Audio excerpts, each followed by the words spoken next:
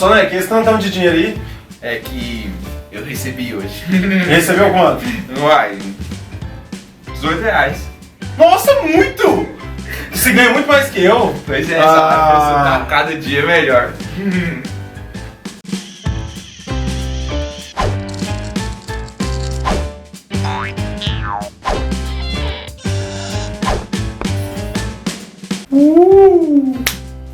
E aí? Beleza? Beleza. Nós somos o Química Simples. Hoje, tio Pavas e tio Soneca vai falar sobre polaridade das moléculas, que é um pouquinho diferente das polaridades das Ligações. Dando continuidade à nossa aula, que foi sobre polaridade de ligações, agora a gente vai falar sobre polaridade das moléculas. Beleza? Beleza.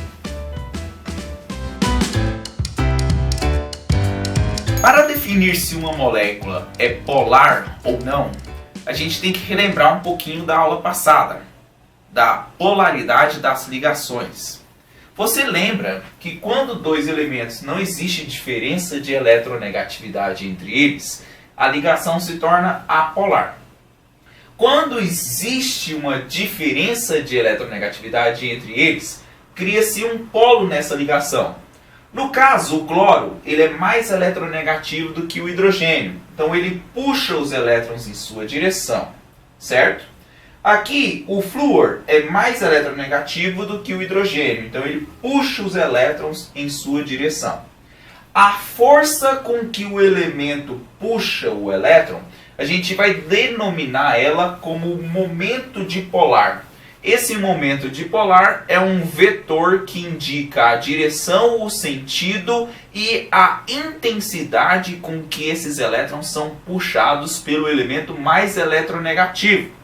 Comparando aqui o cloro com o hidrogênio e o flúor com o hidrogênio, você vai perceber que o momento dipolar nessa última molécula ele é mais intenso, mais forte do que o momento dipolar nessa penúltima molécula. E nessa daqui nem existe um momento dipolar entre esses dois hidrogênios. Agora é o seguinte, para analisar a polaridade de uma molécula toda, nós temos que somar todos os momentos dipolares nessa molécula. Se o momento dipolar resultante, ou seja, a soma de todos os momentos dipolares, for nulo, se o resultante for nulo, essa molécula ela vai ser considerada uma molécula apolar.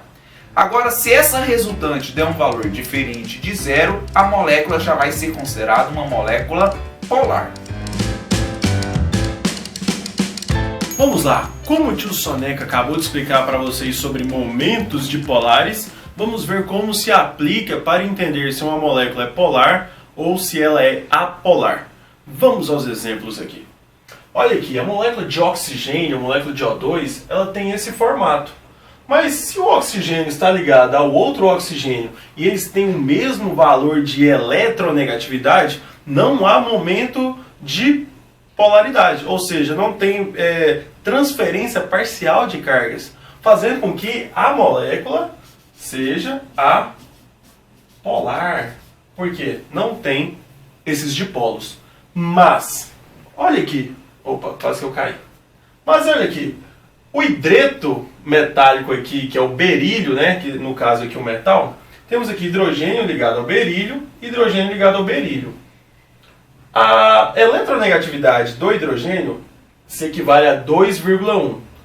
Do outro hidrogênio tem o mesmo valor, e o berílio tem de 1,5. Opa, então há diferença aqui nesses momentos dipolares. Ou seja, quem é mais eletronegativo é o hidrogênio, formando um momento dipolo voltado para o hidrogênio. Só que aqui dá o valor de 0,6, porque é 2,1 menos 1,5, e aqui 2,1 menos 1,5, como aprendemos na aula passada. Só que esse momento dipolar com esse momento dipolar, eles se anulam porque temos o mesmo momento dipolar para lados opostos, fazendo com que haja uma simetria na molécula, e como aqui é um 0,6 e aqui 0,6, aqui no total temos uma resultante igual a zero, fazendo com que a molécula seja apolar. Quando o momento dipolar tem ângulos iguais e intensidades iguais, a molécula se torna apolar. Como é o caso aqui do trifluoreto de boro. Todos os sentidos têm a mesma intensidade e os ângulos entre as ligações formam de 120 graus, formando uma geometria que é trigonal plano, que a gente falou em algumas aulas anteriores. Ok? Então, galera, continuando com nossos exemplos, eu tenho aqui uma molécula formada por um carbono e 4 cloros ligados a ele. O cloro, ele é mais eletronegativo que o nosso carbono. O cloro sendo mais eletronegativo, ele vai ter um momento dipolar em sua direção. Essa molécula, como a gente estudou algumas aulas atrás, ela forma uma geometria tetraédrica, porque você tem um átomo central e ao redor desse átomo central você tem 4 ligantes. Só que esses 4 ligantes, todos eles têm ângulos iguais entre eles, que é um ângulo de 109 graus e 28 minutos, e somando todas essas forças, elas acabam se anulando. Cada um puxa com a mesma intensidade para o seu lado e eles se anulam no total. Se as forças que atuam sobre esse elemento central aqui, se as forças que atuam sobre a molécula se anulam, se o momento dipolar resultante é igual a zero, então quer dizer que essa molécula ela vai ser considerada uma molécula apolar. Olhando aqui embaixo, eu já tenho uma molécula de água. A molécula de água ela tem uma geometria angular. Isso é muito importante. A geometria é muito importante na determinação da polaridade da molécula. Olhando essa molécula de água, o oxigênio é bem mais eletronegativo que o hidrogênio. Então ele puxa as ligações em sua direção. Porém, o fato dessas ligações não estarem na mesma linha faz com que esses vetores não se anulem. Se os dois vetores estivessem um em direção ao outro com a mesma intensidade, eles se anulariam. Mas como a molécula de água ela é polar, então esses vetores eles não se anulam e tem uma resultante para cima. O fato de ter uma resultante torna essa molécula aqui uma molécula polar.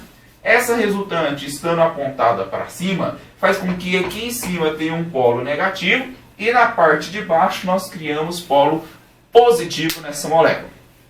A mesma coisa ocorre aqui embaixo na molécula de amônia, NH3. O nitrogênio é mais eletronegativo que o hidrogênio, então ele puxa as ligações em sua direção. Bom, só que essa molécula ela tem uma geometria piramidal devido a esse par de elétrons livre aqui em cima, esse par de elétrons não ligante. Então, o fato dela ser piramidal, ela forma uma estrutura semelhante a isso aqui, ao que eu estou mostrando aqui com meus dedos. E todos eles estão empurrando em direção ao nitrogênio e tem uma resultante direcionada para cima nessa molécula. Tendo uma força resultante na soma dos momentos dipolares, você percebe que essa molécula ela se torna uma molécula polar. Então, lembrando, resultante igual a zero, apolar. Resultante diferente de zero, molécula polar com polo negativo e polo positivo. Fala, guys nobre! Vamos terminar aqui de... É outro canal, né? Vamos voltar aqui. A última molécula que a gente vai te explicar é uma molécula que tem 4 ligantes, porém, um dos ligantes aqui é diferente dos outros. Isso faz com que o momento dipolar de uma ligação seja diferente dos momentos dipolares das outras ligações, ocorrendo então uma diferença daquela eletronegatividade que a gente falou. Sim, aqui no caso a gente vai fazer o seguinte: o carbono é mais eletronegativo que o hidrogênio, certo? Então ele vai puxar aqui em direção ao carbono. As outras ligações entre carbono e hidrogênio vão estar todas em direção ao carbono. Mas entre carbono e cloro, quem que vai estar em direção a quem? Bom, no caso aqui a gente pode ver que o cloro é mais eletronegativo, não é isso?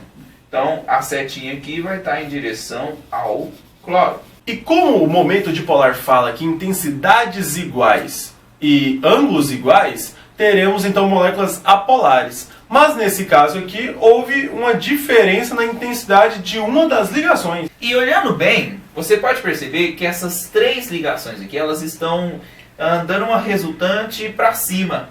Para que ela fosse anulada, o vetor dessa daqui teria que estar em direção para baixo para anular essas três forças aqui que empurram esses elétrons para cima na molécula. Como essa aqui também é para cima, faz com que se torne um momento dipolar resultante maior ainda e a molécula se torna polar. Bom, como macete, a gente tem uma regrinha que vale para várias moléculas quando elas têm uma estrutura bem pequena assim. Esse macete fala o seguinte: se o número de nuvens ao redor do átomo central for igual ao número de ligantes iguais, a molécula é apolar. Nesse caso, quantas nuvens ao redor do átomo central, Pavas? Temos 4. 4, né? Deixa eu circular aqui, ó. 1, 2, 3, 4. E quantos ligantes iguais? 3. Os 3 hidrogênios são ligantes iguais, né? Então, 4 nuvens, porém... 3 ligantes. Ou seja, isso é diferente. Isso. 3 ligantes iguais, 4 nuvens. Se dá diferente, se são diferentes, a molécula vai ser polar. Agora, se for igual, a molécula é Apolar. Beleza, Por que galera? eu tô tocando no teclado? Vocês entenderam? Ou flauta? Vocês não entenderam? Se não entenderam, deixe nos comentários que nós iremos tirar suas dúvidas. Na próxima aula, Nesse mesmo pique? nós iremos falar sobre... Não sei. Não sei. Sim. Tá aqui. Voz de Van der Waals. Forças intermoleculares. Isso. Forças de Van der Waals, interações intermoleculares. Nós iremos falar para vocês na próxima aula, dando continuidade ao conteúdo. Ele fala bem, né?